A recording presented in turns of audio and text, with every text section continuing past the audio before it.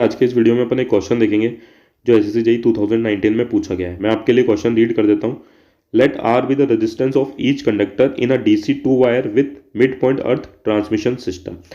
एक two wire DC system है जिसका मिड पॉइंट अर्थ है, ठीक है।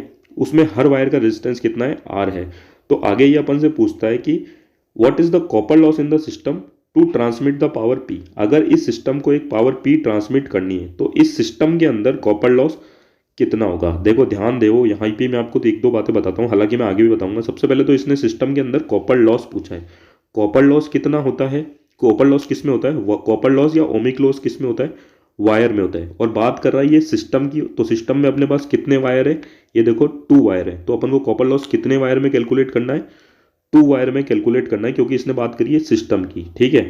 आप मेरी बात को समझ रहे होंगे, ठीक है। और ये ऑप्शन दे रखे थे, इनमें से एक करेक्ट ऑप्शन है। तो अपन स्टेप बाय स्टेप इस क्वेश्चन को सॉल्व करना शुरू करते हैं। सबसे पहले तो मैं आपको बता देता हूँ कि two wire DC system with mid point earth क्या होता है, क्योंकि यहीं से ही अपनी कहानी की शुरुआत होगी। देखो ये टू वायर सिस्टम है, टू वायर डीसी सिस्टम है जिसका जो मिड पॉइंट है ना वो क्या है, अर्थ है। आप देख सकते हो इस सिस्टम का जो मिड पॉइंट है ना अर्थ है। अब इसको डीसी सिस्टम क्यों बोला गया है, क्योंकि देखो यहाँ पे दो डीसी जनरेटर लग रखे हैं।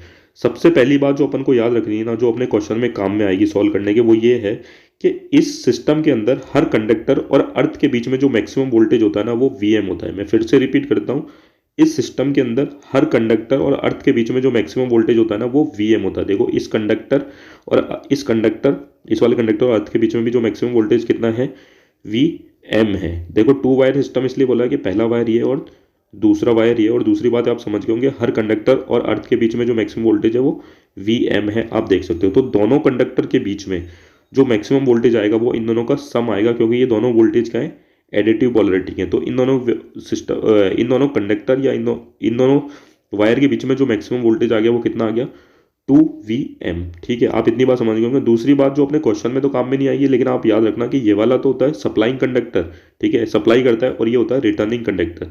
देखो ये सप्लाई कंडक्टर होता है और ये रिटर्निंग कंडक्टर होता है। ये आप ऐसे समझ सकते हो, देखो कि चलो उससे पहले भी मैं आपको एक चीज़ बताता हूँ। आप यहाँ पे एक ध्यान दो कि ये वाला जो कंडक्टर है ना वो अर्थ की रेस्पेक्ट में पॉजिटिव पॉजिटिव साइड में, मतलब पॉजिटिव पोलरिटी की साइड में। और दूसरा देखो कि ये वाला जो कंडक्टर है ना वो अर्थ की रेस्पेक्ट में नेगेटिव साइड पे है। और आपने एक बात बोली देखी होगी कि हमेशा जो है ना, जो करंट फ्लो होता है वो वोल्टेज के पॉजिटिव टर्मिनल से निकलता है, इसलिए मैंने इसको बोला सप्लाइंग कंडक्टर। और हमेशा कहाँ किसके अंदर जाता था, नेगेटिव टर्मिनल के अंदर। तो इसको मैंने क्या बोला, रिटर्निंग कंडक्टर। मेरे हिसाब से मैं जो आपको समझाना चाहता हूँ ना वो बात आपको समझ में आई होगी। हालांकि इसका क्वेश्चन से कोई लेना देना नहीं है, क्वेश्चन से सिर्फ इतना लेना देना है कि इसमें ये DC two wire system with mid point earth है, मैंने बता दिया ये मिड पॉइंट अर्थ है। और डीसी सिस्टम में क्योंकि दो जनरेटर लगा रखे हैं, और टू वायर क्यों बोला, क्योंकि इसमें दो कंडक्टर है। और मैंने बताया था हर वायर और अर्थ के बीच में जो मैक्सिमम वोल्टेज है वो वीएम है।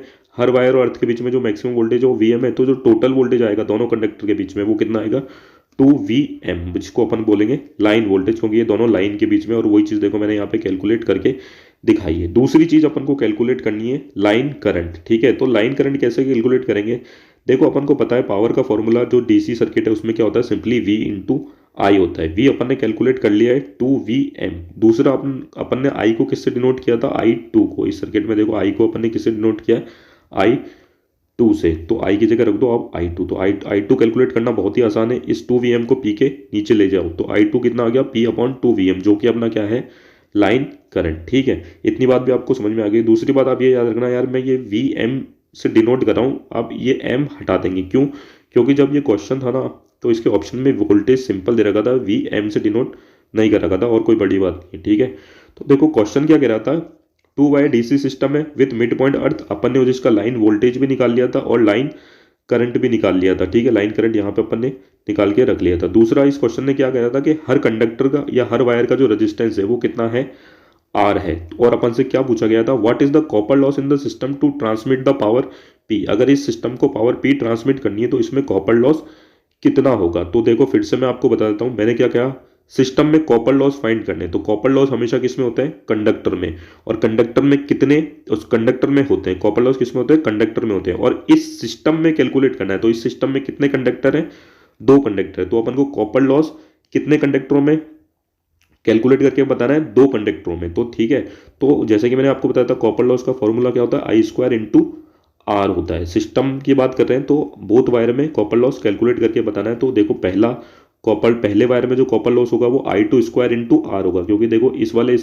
इस वाले जो वायर है उसमें करंट I2 फ्लो कर रहा था और इसका रेजिस्टेंस आर था, तो इसका कॉपर लॉस कितना हो गया I2 square into are plus ऊपर वाला वायर है इसमें भी करंट I2 ही फ्लो कर रहा था और क्वेश्चन ने बोला था कि इसका रेजिस्टेंस भी आर है, तो इसका जो कॉपर लॉस है वो भी कितना हो जाएगा I2 स्क्वायर इंटू आर। तो यहाँ पे भी देख लो I2 स्क्वायर इंटू आर, यहाँ पे मैं स्क्वायर लिखना भूल गया हूँ। अब देखो आप दोनों सिमिलर लाइक टर्म्स है, ठीक है, तो लाइक टर्म्स को ऐड कर सकते हैं अपन। तो देखो ये कितना हो गया 2I2 स्क्वायर इंटू आर। अब अपनी I2 की वैल्यू अपन ने निकाल के रख ली थी P/2V। सिंपल से I2 की जगह वैल्यू पट करो P/2V और उसका कर दो स्क्वायर इंटू आर। आप इसको सिंपल सा सॉल्व कर सकते हो, इसमें कोई बताने वाली बात नहीं है। आप इसको सॉल्व करोगे तो अपना जो कॉपर लॉस आएगा इस सिस्टम के अंदर वो कितना आएगा P/2V² इंटू आर, जो कि अपने ऑप्शन में भी है, मैं आपको दिखा देता हूँ। ये देखिए ये रहा P/2V² इंटू आर, तो ये इसका आंसर था। Thank you.